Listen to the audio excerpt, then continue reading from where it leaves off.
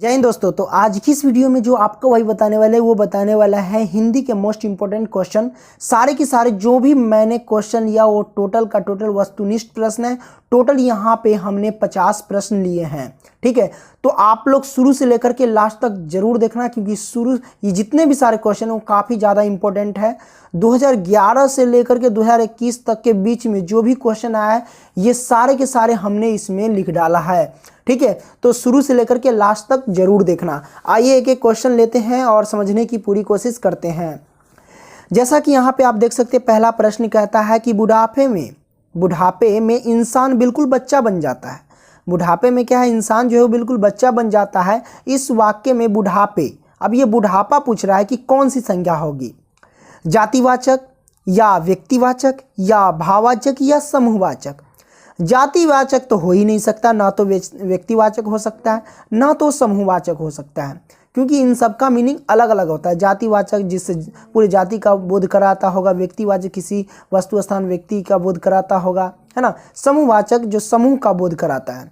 लेकिन यह भाववाचक, बुढ़ापा एक भाव है, भाव उत्पन्न करता है ना। तो इसका जो सही आंसर होगा दोस्तों, option C is the right answer. Okay, आइए इसी प्रकार चलते हैं प्रश्न क्रमांक 2 की ओर।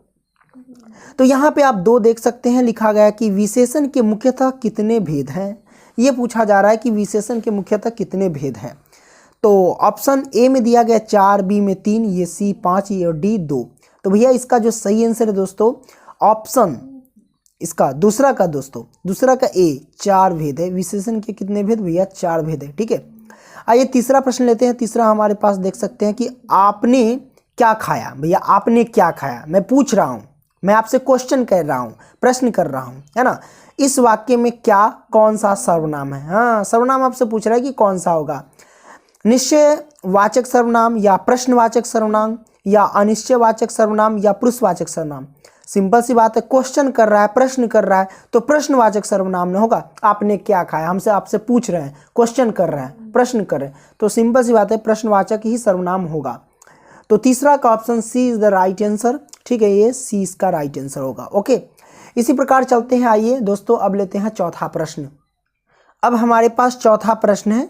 चौथा प्रश्न है हमारे पास कि स्वर संधि का उदाहरण नहीं है, गिरीश, महेंद्र, एकैक या वाग्पति। तो देखो यह स्वर संधि का जो उदाहरण नहीं है वो है ऑप्शन डी।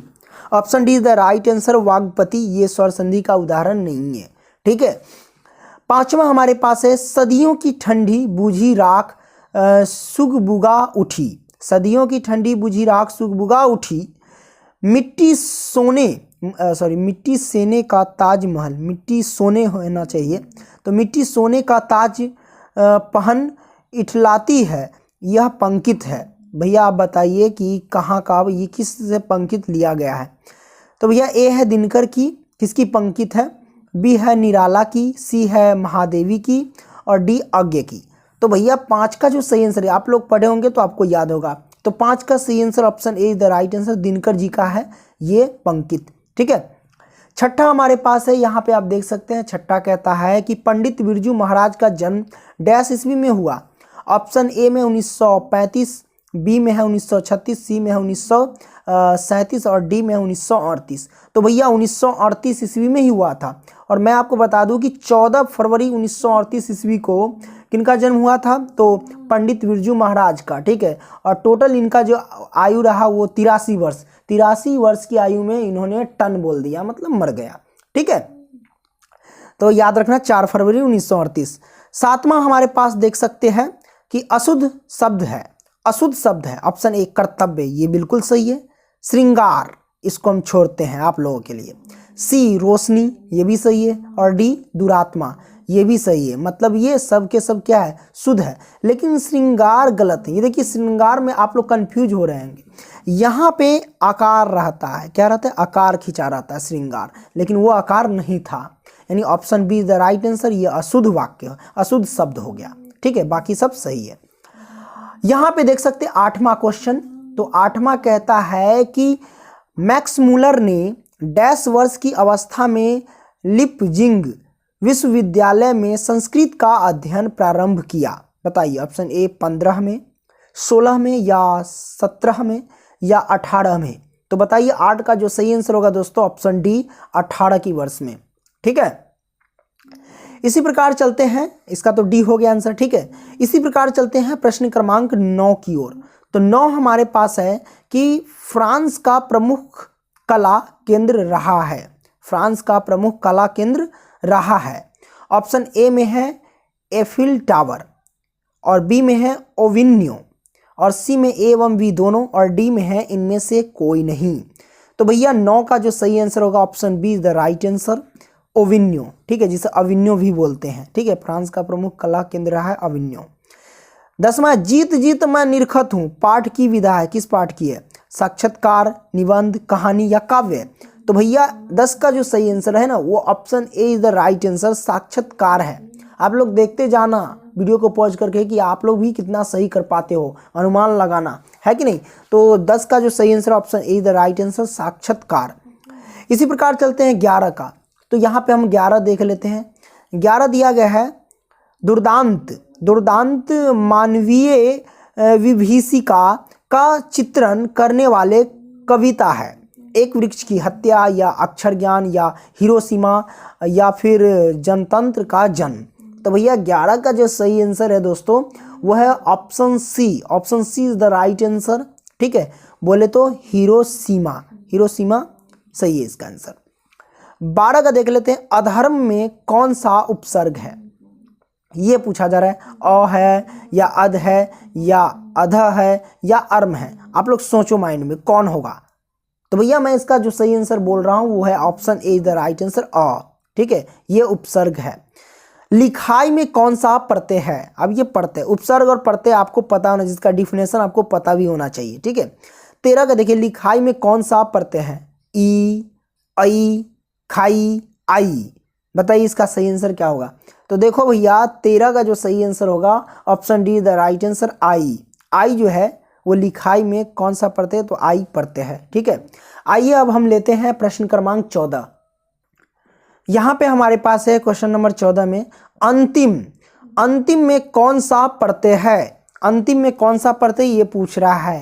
म, तीम, ईम, तम। बताइए इसका जो सही आंसर क्या होगा? बताइए, सोच लीजिए माइंड में। तो देखो भैया 14 का सही आंसर होगा ऑप्शन सी द राइट, ईम। अंतिम में कौन सा प्रत्यय है? तो ईम है। ठीक है, चलिए अब बताइए 15 में। 15 दिया गया है अष्टाध्यायी। अष्टाध्यायी में कौन सा समास है? अष्टाध्यायी में कौन सा समास है? ये व्याकरण से सारे के सारे प्रश्न हैं। अष्टाध्यायी में कौन सा समास है? ए में द्विगु, बी में है अवयवी भाव, सी में है बहुव्रीहि, डी में है नज। तो भैया इसका सही आंसर क्या होगा? इसका सही आंसर होगा ऑप्शन ए, द्विगु। क्या होगा? द्विगु। अवयवी अष्टाध्यायी में कौन सा समास है? तो द्विगु समास है।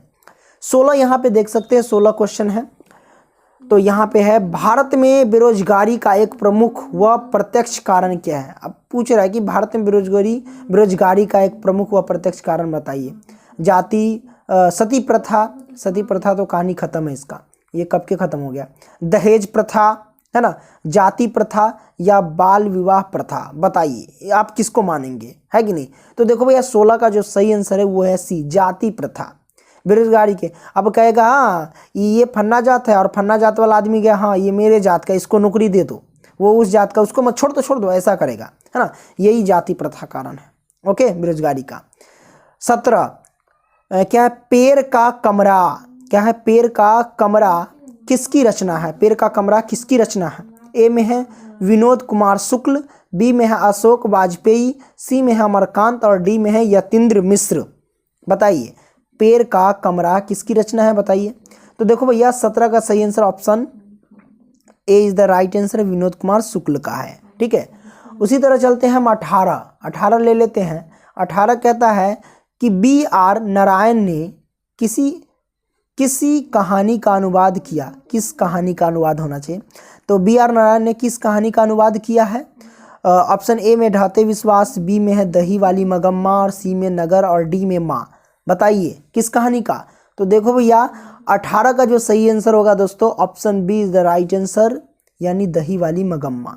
ठीक है, इस कहानी का इन्होंने क्या किया? लिखा है। ओके, 19 में देख सकते हैं। 19 यहाँ पे है कवित्री अनामिका का जन्म कब हुआ? सारे के सारे जो क्वेश्चन है वो मोस्ट इंपॉर्टेंट है। कहता है कवित्री अनामिका का जन्म कब हुआ? 19 का पूछा जा रहा है, ठीक है। तो 19 का सही answer option A is the right answer. Okay,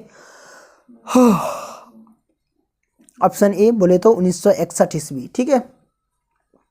अगला हमारे पास है 20। घनानंद की भाषा क्या है? अवधी है, ब्रजभाषा है, या प्राकृतिक है, या पाली है? बताइए घनानंद की भाषा क्या है? तो देखो भैया 20 का जो सही आंसर होगा ऑप्शन बी ब्रजभाषा है, ठीक है। क्या है? ब्रजभाषा, वृंदावन। 21 में देख सकते हैं किसके अनुसार सोने ने सिद्धांतों को भी बदल दिया था? बताइए किसके अनुसार सोने ने सिद्धांतों को भी बदल दिया था? ए बेटियों के अनुसार, और बी सोने नहीं है, सॉरी, सेनों। क्या है? किसके अनुसार? सेनों ने सिद्धांतों को भी बदल दिया था। बेटियों के अनुसार, खोखा के अनुसार, या मदन के अनुसार, या गिरधर के अनुसार, ये पूछ रहा है आपसे, है ना। तो देखो भैया 21 का जो सही आंसर है वो option B the right answer, खोखा के अनुसार। किसके अनुसार भैया? खोखा के अनुसार। 22 में यहाँ पे देख सकते हैं क्या, दारिस नामक सोने के सिक्के, दारिस नामक सोने के सिक्कों से भरा घड़ा किसे मिला था? बताइए, घड़ा भी मिलता है ना। हेकल, हरकस, है ना, या वारेन हेस्टिंग्स, या विलियम जोन्स? बताइए इसका सही आंसर क्या होगा? तो मैं आपको बता दूं कि 22 का सही आंसर है दोस्तों option C is the right answer, यानी वारेन हेस्टिंग्स ने, ठीक है। ओके, कोई दिक्कत नहीं। आइए अब लेते हैं प्रश्न क्रमांक 23 नंबर सवाल। देखिए लिखा गया कि बहादुर लेखक के घर से अचानक क्यों चला गया? ऑप्शन ए दूसरी नौकरी मिल जाने के कारण, उसे नौकरी बिल्कुल नहीं मिला था। माँ की याद आने के कारण, उसे माँ की याद नहीं के उसके कारण तो नहीं हो सकता है ना। और डी में उपयुक्त सभी। लेकिन इसका जो सही आंसर ऑप्शन सी, स्वयं के प्रति लेखक तथा उसके घर वालों के व्यवहार में आए परिवर्तन के कारण। उसके घर वाले के प्रति क्या है कि बहुत मतलब गलत प्रभाव पड़ने लगा, इसके लिए, है कि नहीं, बहादुर छोड़ के चला गया। ओके, आइए यानी option C is the right answer होगा, ठीक है 23 का। ओके, आइए ऑप्शन 24 में देखते हैं, सॉरी क्वेश्चन नंबर 24 में। साहित्य की परंपरा का पूर्ण ज्ञान किस व्यवस्था में संभव है? ये पूछ रहा है ना। साहित्य की परंपरा का पूर्ण ज्ञान किस व्यवस्था में संभव है? ऑप्शन ए सामंतवादी व्यवस्था, ऑप्शन बी है पूंजीवादी व्यवस्था, ऑप्शन सी है समाजवादी व्यवस्था, ऑप्शन डी है उपयुक्त सभी। तो भैया 24 का जो सही आंसर होगा option C is the right answer, समाजवादी व्यवस्था। 25 में देख सकते हैं, कहता पंडित बिरजू महाराज का जन्म कब हुआ? बताइए पंडित बिरजू महाराज का जन्म कब हुआ? 4 फरवरी 1938 में, या 4 फरवरी 1937 में, और या 4 फरवरी 1936 में, या 4 फरवरी 1935 में। तो मैंने आपको बताया भी था 4 फरवरी 1938 में, 2 बार लिया गया, टाइप कराया गया है ना। 4 फरवरी 1938 ईस्वी में, ये आपको पता होगा, ठीक है। 25 का option A is the right answer. Okay, चलिए अगला लेते हैं 26 क्या है? लॉ क्या है? मादा मोजेल, ठीक है। ल मादा मोजेल द अविन्यो किसकी कृति है? ये पूछ रहा है। ऑप्शन ए में है लियोनार्डो द विंची, बी में है पिकासो, और सी में है रविंद्रनाथ टैगोर, और डी में है विंसेंट वैन गो। तो भैया 26 का सही आंसर क्या होगा? तो 26 का सही आंसर होगा option B is the right answer, Picasso. क्या होगा? पिकासो। ओके, 27 का देख लीजिए। 27 में है क्या? ला सत्रूज। क्या है? ला सत्रूज का धार्मिक उपयोग कब से कब तक होता रहा? ये पूछा जा रहा है।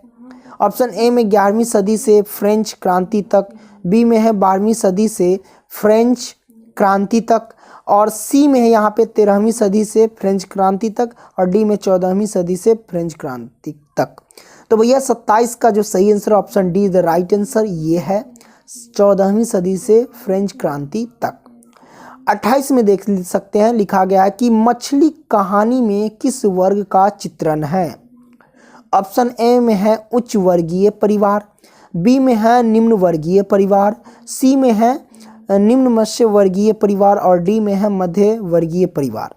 तो भैया 28 का सही आंसर क्या होगा? Option C is the right answer, निम्न मध्य वर्गीय परिवार, ये सही आंसर है। ओके, सारे के सारे जो क्वेश्चन वो मोस्ट इंपॉर्टेंट क्वेश्चन है। 29 में देख सकते हैं बिस्मिल्लाह खां के साथ किस मुस्लिम पर्व का नाम जुड़ा हुआ है? ए में है ईद, बी में है बकरीद और शब बारात और डी में है मुहर्रम, है ना। इसका सही आंसर क्या होगा? तो 29 का जो भैया सही आंसर है, 29 का सही आंसर है ऑप्शन डी मुहर्रम। क्या होगा? मुहर्रम। आइए अगला क्वेश्चन लेते हैं। 30वां प्रश्न देख सकते हैं, लिखा गया कि कर्मधारय समास नहीं है। ऑप्शन ए में है कमलनयन, क्या कमल नयन, सॉरी कमल नयन, चवन्नी, नीलांबर, कृष्ण सर्प। 4 ऑप्शन दिए गए हैं, 4 ऑप्शन में से चूज करके आपको बताना है। तो 30 का जो सही आंसर होगा option B is the right answer, चवन्नी। 31 में है हिंदी कविता में प्रयोगवाद का सूत्रपात किया है ना। ऑप्शन ए में महादेवी वर्मा ने, ऑप्शन बी राम इकबाल सिंह राकेश ने, सी दिनकर ने और डी अज्ञे ने। तो भैया इसका सही आंसर क्या होगा? देखो ये 31 का सही आंसर होगा दोस्तों option D the right answer, Agyeya ने। 32 में आप देख सकते हैं, 32 क्या है कि द्वितीय विश्व युद्ध में परमाणु बम, द्वितीय विश्व युद्ध में परमाणु बम डैश पर गिराया गया? जापान, फ्रांस, रूस या चीन? बताइए इसका सही आंसर क्या होगा? तो भैया 32 का जो सही आंसर होगा option A is the right answer, Japan. Japan में क्या है, 2 जगह गिराया जाए, एक टोक्यो और एक हिरोशिमा, 2 जगह गिराया गया था, ये आपको पता होगा। 33 में देख सकते हैं अविन्यो किस देश में है? ऑप्शन ए रूस, बी में है फ्रांस, सी में है जर्मनी और डी में है स्विट्जरलैंड। बताइए अविन्यो किस देश में है? रूस में या फ्रांस में या जर्मनी में या स्विट्जरलैंड में? तो भैया 33 का जो सही आंसर होगा फ्रांस, फ्रांस में है अविन्यो। ठीक है, अविन्यो। तो इसका सही आंसर ऑप्शन बी। 34 लेखक के पिता ने कितनी मछलियां खरीदी? लेखक के पिता ने कितनी मछलियां खरीदी? 1 या 2 या 3 या 4? बताइए कितनी मछलियां खरीदी? तो इसका सही आंसर होगा option C is the right answer, 3 मछलियां उन्होंने खरीदा। ठीक है, आइए 34 हो गया, 35 देख लेते हैं। 35 हमारे पास है कि जहां दोनों पद प्रधान हो, जहां दोनों पद प्रधान हो वहां डैश समास होंगे, द्विगु समास या कर्मधारय या तत्पुरुष या द्वंद्व। तो भैया जब दोनों पद प्रधान होते हैं तो वो जो होता है भैया वो होता है द्वंद्व समास। ठीक है, option D is the right answer. 36 लेखक अपने पिता से क्या मांगना चाहता था? ऑप्शन ए खिलौने, किताब या पैसे, मछली? बताइए, है ना। लेखक अपने पिता से क्या मांगना चाहता था ये पूछ रहा है। 36 का सही आंसर होगा दोस्तों, वो होगा मछली, option D is the right answer.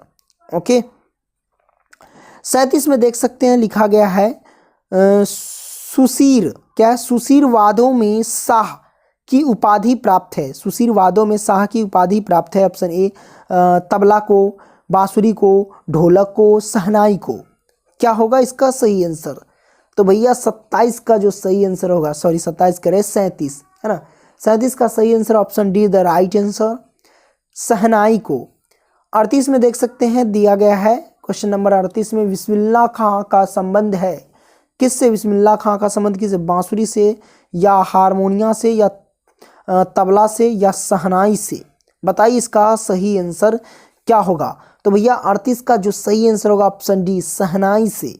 ठीक है, किससे? शहनाई से, option D the right answer.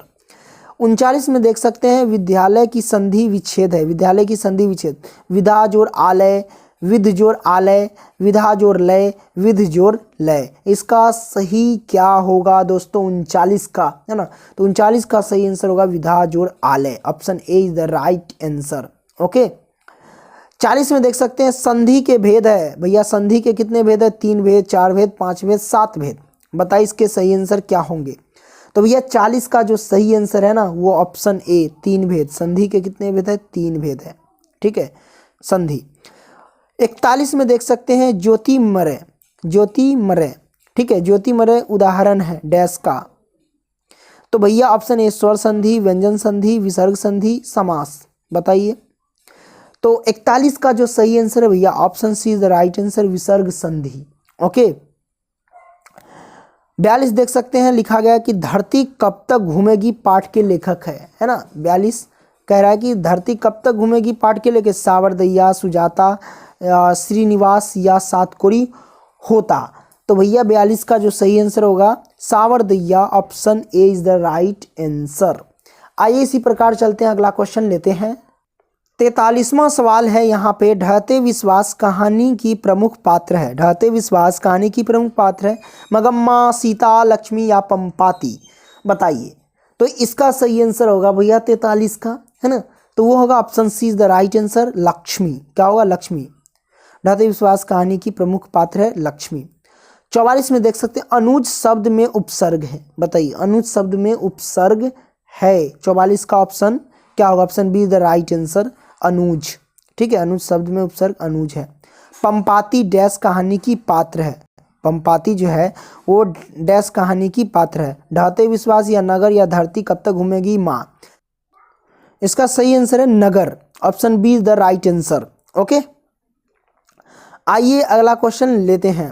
46 में बाढ़ की समस्या डैश कहानी के केंद्र है, केंद्र में है। माँ, ढहते विश्वास, नगर, धरती कब तक घूमेगी, बताइए। 46 का सही आंसर क्या होगा? 46 का सही आंसर होगा option B the right answer, ढहते विश्वास। ठीक है। 47 में गुणवान शब्द में पढ़ते हैं आन, न, गुणवान, क्या होगा इसका सही आंसर? 47 का सही आंसर होगा ऑप्शन डी वान, गुणवान। ठीक है। मंगू जन्म से डैश थी, पागल, चंचल, अंधी, गूंगी, बताइए मंगू कौन मतलब जन्म से क्या थी। तो भैया इसका जो सही आंसर होगा दोस्तों वो है गूंगी, गूंगी थी। लक्ष्मी का पति डैश में नौकरी करता था। लक्ष्मी का जो पति है वो डैश में नौकरी करता था। मुंबई, दिल्ली, जयपुर, कलकत्ता, कहाँ करता था? 49 का सही answer option D the right answer, Calcutta. अब हमारे पास है 50वां क्वेश्चन, कहता है शुद्ध वाक्य है, देश में सर्वस्व शांति है, रोटी ताजी है या मैं मेरा काम करूँगा, आज की ताज़ा खबर, बताइए शुद्ध वाक्य क्या है। 50 का सही आंसर ऑप्शन बी, रोटी ताजी है। ओके बाकी सब गलत है। आई होप कि आपको पता चल गया होगा और ये जानकारी मिल गई होगी कि आपका कितना सही होगा 50 में। ठीक है, हमें कमेंट करके बताना। ओके और मैं आपको बता दूं कि जितने भी क्वेश्चन लिए काफ़ी ज़्यादा इंपॉर्टेंट थे। फिर मिलेंगे अगली वीडियो में, तब तक के लिए बाय।